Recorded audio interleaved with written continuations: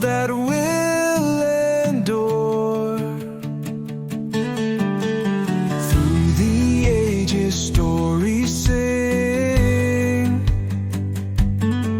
In the Mahabharata's mighty ring. Hi, you're with Sutradhar, your storyteller. Behind me flows the Yamuna.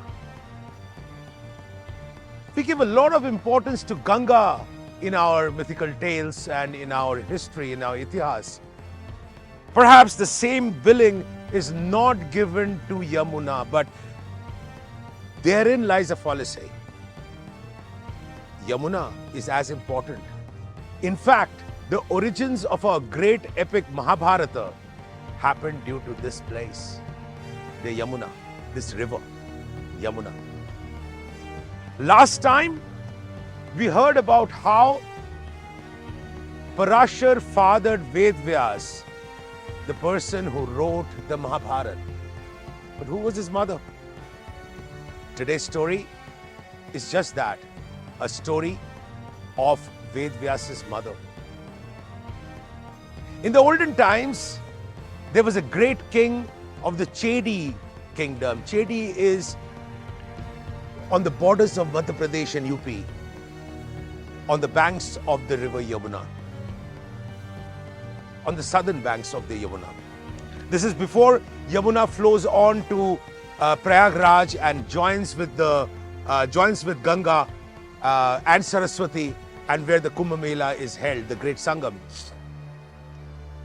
So the Chedi kingdom was ruled by a great king called Ugrachar Vasu. Ugrachar Vasu was a great king. It is said in those days, where gods and humans mixed freely, that he was quite godlike. He was quite godlike. In fact, the Gandharvas from heaven gave him a plane, a Viman, with which he used to roam around his kingdom and see if everything was nice and proper. Ugrachar Vasu had a wife called Girika. Girika already had 3 princes, but they were very much in love with each other. One day, as Ugrachar Vasu got ready to go on a hunt, she came and tried to seduce him. However, Ugrachar was in a hurry, and he could not give in to his wife's amorous intents. He left, and yet Girika was on his mind. He went to the forests, but he kept missing his prey. And he realized it was because he was intensely aroused by his wife. So he spent his seed on a leaf and gave it to his pet falcon, who was there on his shoulders. And he told the falcon, "Take the seed back to my wife, Girika, who is waiting for me." The falcon flew above Yamuna and was attacked by an eagle. They had a brief fight, but in the fight, the seed on the leaf fell from her mouth and fell right into the river. In the river, there was a fish called Adrika. No ordinary fish, mind you. She was an Apsara who had been cursed to be a fish. That's an interesting story as well. Once Adrika came down from the heavens to bathe in the Yamuna. And there she saw a young, handsome rishi sitting in penance.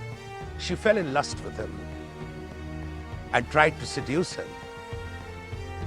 She went inside the river while bathing and tried to pull him inside.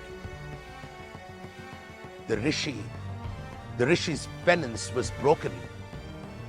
He lost his temper and cursed Adrika that from now on you will just be a fish. And he walked away. But Adrika turned into a fish inside the river. Adrika saw the seed fall on the leaf and she ate it and instantly became pregnant.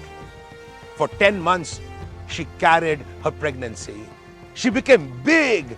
She could not move. and fell to the base of the river where a fisherman's snare caught her. This fisherman was known as Dasharaja. The fisherman took out this beautiful large fish and put her on the bank and slit her wide open. There was an instant flash of light as Adrika escaped from the wombs of the fish and went back to heaven. When the fisherman's eyes got adjusted, he saw that there were two children, twins inside. Two wonderful children, one boy and one girl. He instantly took them to the king of the kingdom, who was Ugrachar Vasu, who recognized these children as his own. But the fisherman said, "You can take back only one of them. I have found them. I want to raise one of them as my own." Ugrachar Vasu thought long and hard. Girika still wanted a son. So he took the boy and named him Matsyaraj. Matsyaraj became the emperor of Chedi long after this. The girl was taken away by Dasharaj to his small fisherman's colony, of which he was the chieftain, and raised as his own daughter. His daughter, whom he raised like his own, gave her every comfort, all the love that a fisherman could give his daughter. Matsyagandha, for she was known as Matsyagandha because she smelled of fish, grew up to be a beautiful lady. She was 16. She helped her father in helping people cross the Yamuna. One day, she was sitting on the banks of Yamuna, waiting for people to come and take her services, when this old rishi, hundreds of years of old, but very good looking and handsome, came and asked her to help him across the river. She was strangely attracted to this man. His name was Parashar. Remember my last story? The link of that above right here. She helped him across, but he wanted to make love to her. She said, "I am too young for you. Even though I'm attracted to you, I am too young for you. How can you make love to me? Plus, I smell terrible. I smell of fish." And Parashar said, "I find that attractive." She said, "No, but I don't want to smell like this." And Parashar granted her a boon, that from now, you will smell of flowers till the day you die. And instantly, her fishy smell went away, and she started smelling of flowers. From now on, she was known as Yojanagandha. Yojanagandha because her smell spread for 8 to 12 miles, which is a yojana. She said, "Fair enough, now I smell good. But really, great Rishi, I am 16 years old. You will sleep with me and go away to your penance, and I will be castigated by the community because I'll no longer be a virgin." And Parashar said, "You will regain your virginity." She said, "Okay, but what of the child who is born of this wedlock?" And Parashar said, "He will be the greatest poet, the most learned person known to man." Now, Matsyagandha, now Yojanagandha, had very little to protest. So she said, but look at the banks of the river. My father and his friends are looking at me to see if I'm safe." And Parashar did a bit of magic. He brought down a storm. Clouds came down and covered the boat and the area around. The people from the bank could not see her anymore, see the boat anymore. And they went to a river island, and they made love.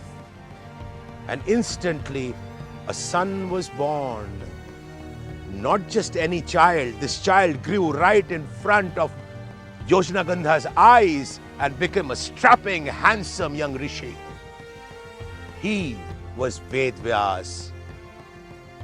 He looked at his mother and said, "I am going now, but I will come to you whenever you think of me." And he disappeared. Parashar went back to the boat the storm disappeared. Yojnagandha took Parashar to the other side. Parashar blessed her and he disappeared. Matsyagandha, now Yojnagandha, came back to her father, still a virgin. That was the story of Matsyagandha, Yojnagandha, Saint Parashar, and Ved Vyas's birth. Ved Vyas, who would go on to dictate the Mahabharata in more ways than one. Matsyagandha, now Yojnagandha, who would later on become the progenitor of the Pandavas. The grandmother of the Pandavas, so to say, or great-grandmother, I think. But that story in the next part of this episode. Next time, we talk about how Yojnagandha became the great queen Satyavati. Satyavati, who married Shantanu and whose grandchildren were the great Dhritarashtra and Pandu, the fathers of the Kauravas and the Pandavas. Till the next part, stay curious, because it's all about stories.